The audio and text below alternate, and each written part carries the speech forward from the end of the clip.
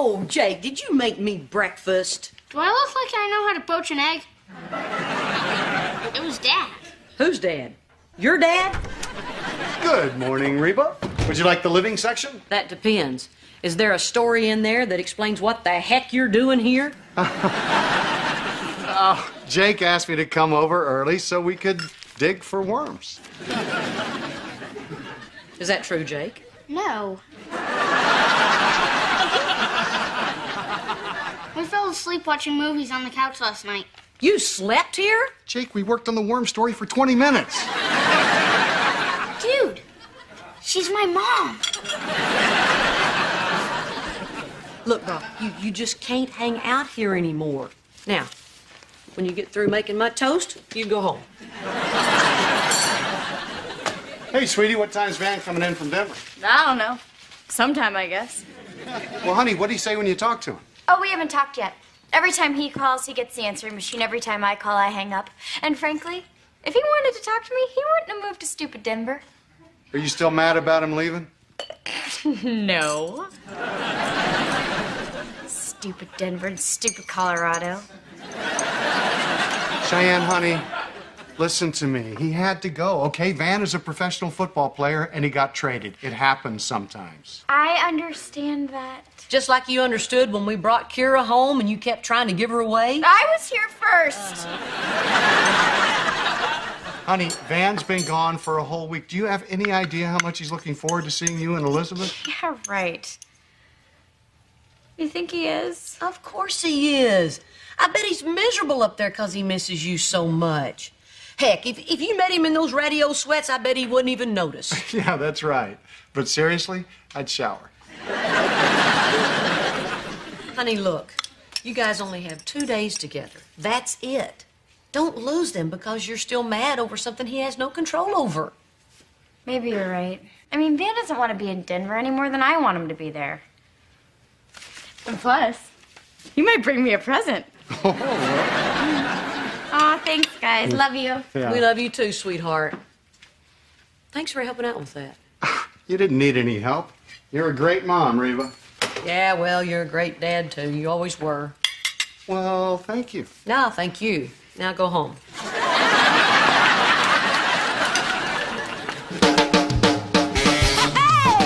My roots are planted in the past, though my life is changing fast. Who I am is who I want to be. A single mom who works too hard, who loves her kids and never stops, with gentle hands and the heart of a fighter. I'm a survivor.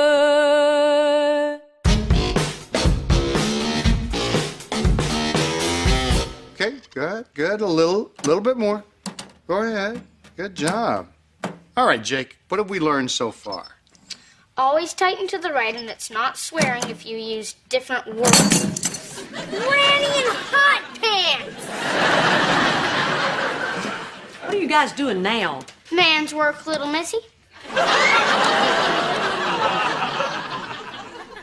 Man's work, huh? Batman is on.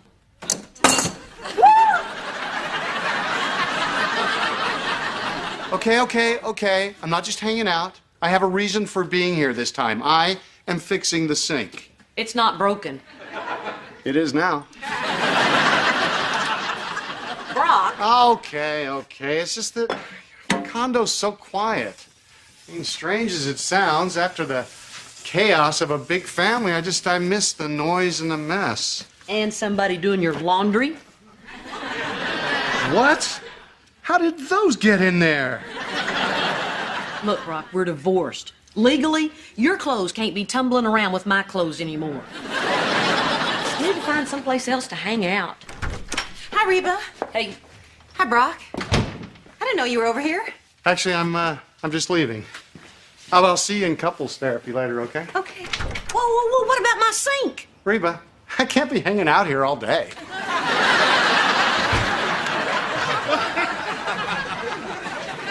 so Barbara Jean, how's the therapy going with you and Brock? Good. Yeah, good. Our therapist has a bold approach. The first issue we're tackling is our scariest one. Yeah, what's that? You. Me? Problemo numero uno. What? You're blaming all your problems on me in therapy? No, but our therapist is. Yeah. Oh, he's very good. And you know what? He'd like to speak with you. He thinks it might be a good idea to get your perspective on things. Oh, no, I'm not getting involved in this. When you said I do, I said I don't have to anymore. Dr. Baker said you'd hide behind humor. You know what? I'm getting sick and tired of his snap judgments. Oh, they're not snap judgments. We talk about you all the time. So far, we've determined that you're controlling and manipulative. Oh, and did you know he guessed you had red hair before we told him? You know, the only thing I think he might be wrong about is he says that since your divorce, you haven't moved on. I haven't moved on. Yeah, since your divorce. You're spinning your wheels, if you will. You know what? I changed my mind. There is nothing I'd like more than to go have a little chit-chat with Dr. Loopy. Dr. Baker says name-calling is the refuge of a weak argument. Yeah, he just said that because he's a bonehead.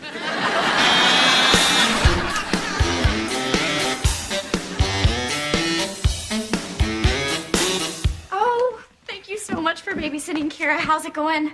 It's an exercise in humiliation. Kira's making Elizabeth and me watch The Wiggles. I'm 9. Keep complaining.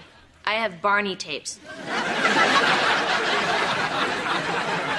Why can't I just hang out down here and wait for Van? Because Van and I have had a long, lonely week without each other, and we need time to talk. You guys, there's a pretty good chance that when he sees me, he's gonna cry. And I don't want Elizabeth seeing Daddy acting like Mommy. Van's gonna cry? He's such a girl.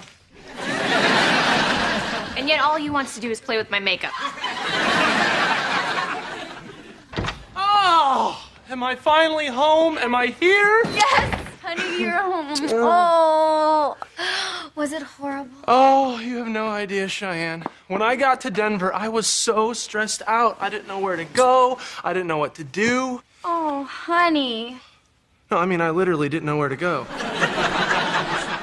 Nobody from the team met me at the airport. Let it out. Let it out. So I finally took a cab to the apartment they got for me. Baby, don't talk about it if it's too painful. It rocks! It's like the coolest place I've ever lived. Big screen TV, top-of-line stereo. Oh, and a phone in the bathroom. I've ordered a pizza from the tub.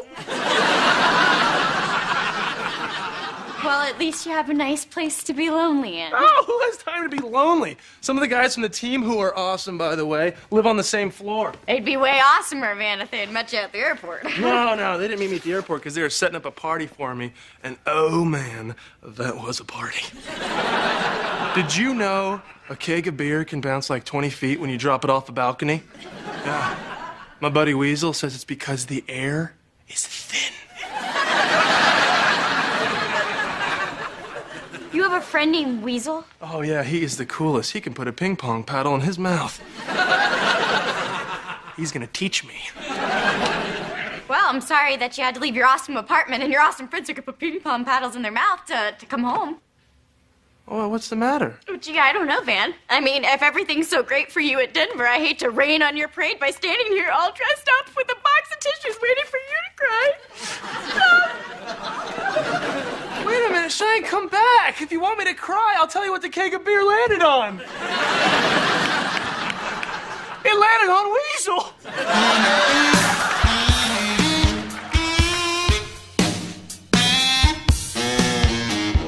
Great work, you two. Now remember, you don't expect a broken arm to heal overnight, neither will a broken relationship. Yes, but if you do have a broken arm, you don't blame it on the ex-wife. Unless she actually did break your arm.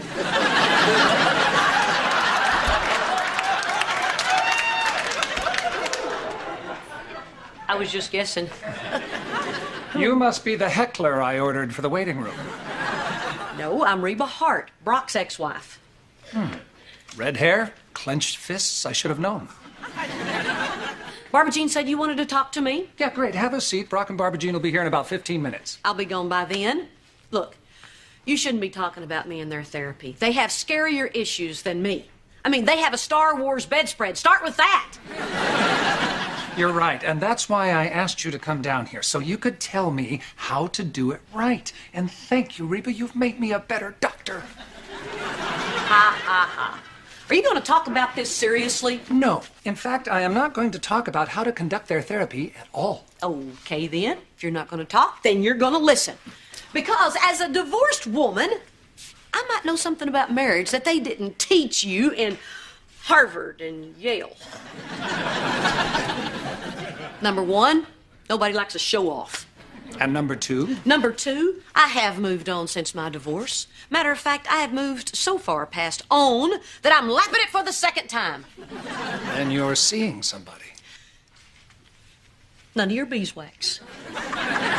Just hurry up and get Brock back with Barbara Jean. I'm tired of him making my breakfast and fixing my sink that isn't even broken. I want him out of my house and out of my life.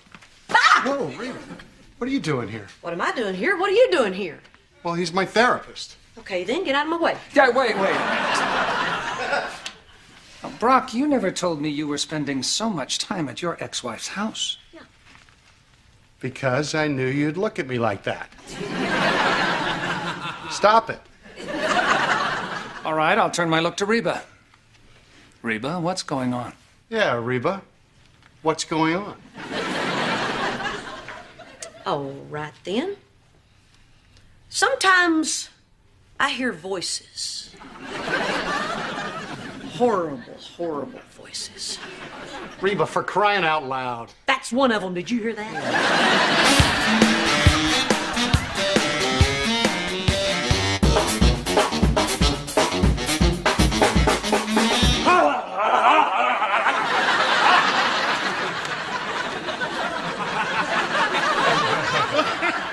Dogs must be dizzy all the time.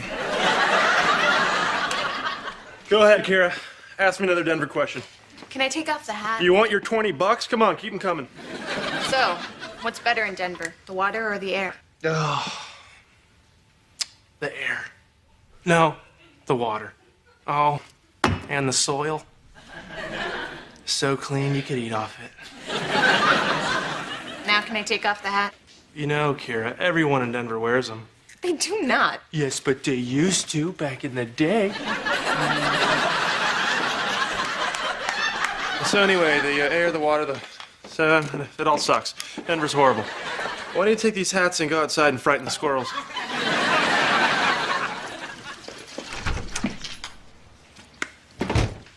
So are you still mad about something that I don't understand? Let me clarify. Mom and Dad said you'd be all miserable in Denver, and that made me happy. But it turns out you're happy in Denver, and that made me sad. You get it? I think so. You want me to be miserable? Yes! Van! I'm your wife, okay? It is important to me that you are miserable. At least when you are not with me. Well, that's kind of weird, Cheyenne. We need to learn to be happy without each other. I mean, what if you died? Wouldn't you want me to be happy? No. Well, if I were about to die, my very last thought would be that I would want you to be happy. Right after, why doesn't anybody know the Heimlich? Because that's the way I'm gonna go, Cheyenne. There's just some food too good to chew. You know what? Forget it, Van. You're right. You don't understand. Did I tell you about the old guy on the plane? What old guy? The guy sitting next to me. He slept most of the flight, but then woke up after the movie and started talking to me. What'd you talk to him about, Van? How you could put a ping pong paddle in your mouth? Cheyenne, think. You can't bring a ping pong paddle on a plane these days.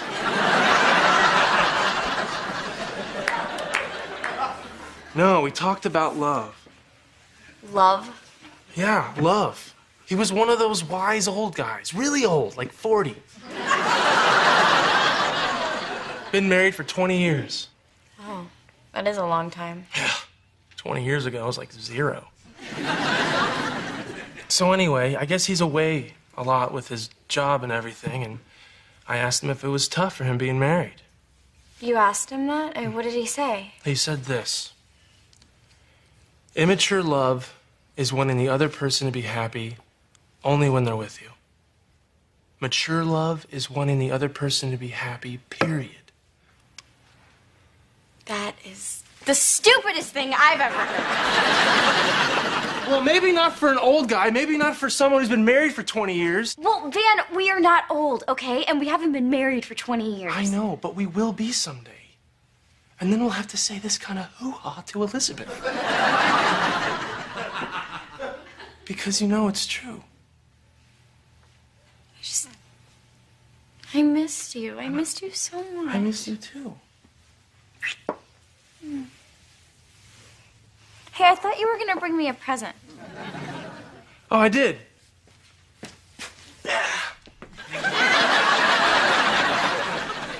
Yeah, these will work on any airliner. Oh, and I got your mom the cutest little bag of peanuts.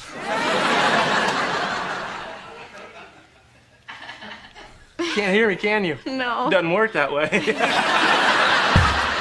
Yeah.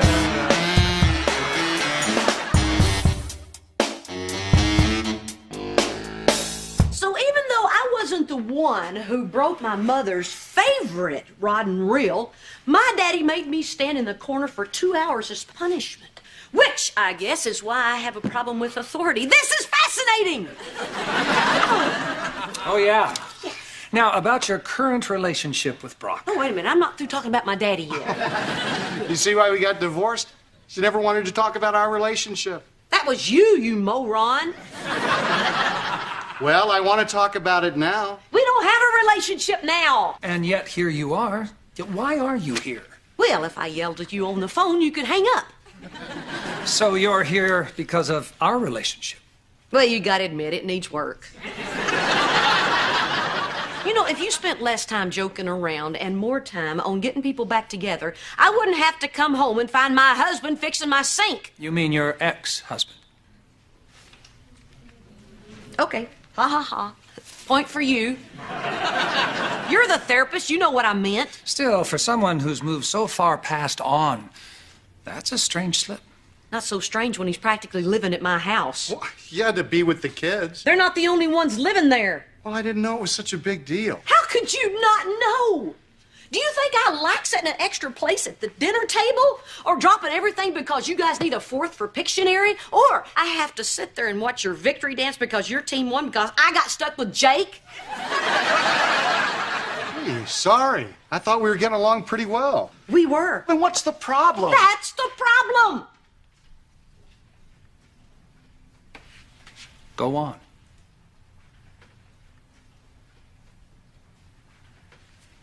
I don't want to get along that well. Not after you told me you made a mistake after you left me. You told me that door was closed. Well, there shouldn't even be a door. There should be a brick wall with a big old fence around it. Whatever it takes to keep you out of my living room so I don't have to think about how it was when we were together and it was so good. Oh. But there is a door. And it'll never be truly closed until you and Barbara Jean get back together. Reba, I hate to tell you this, but open or close, if there's a door, it's going to be there whether Barbara Jean is in the picture or not. You know what? I just want to get out of here. One last question. Do you two still love each other?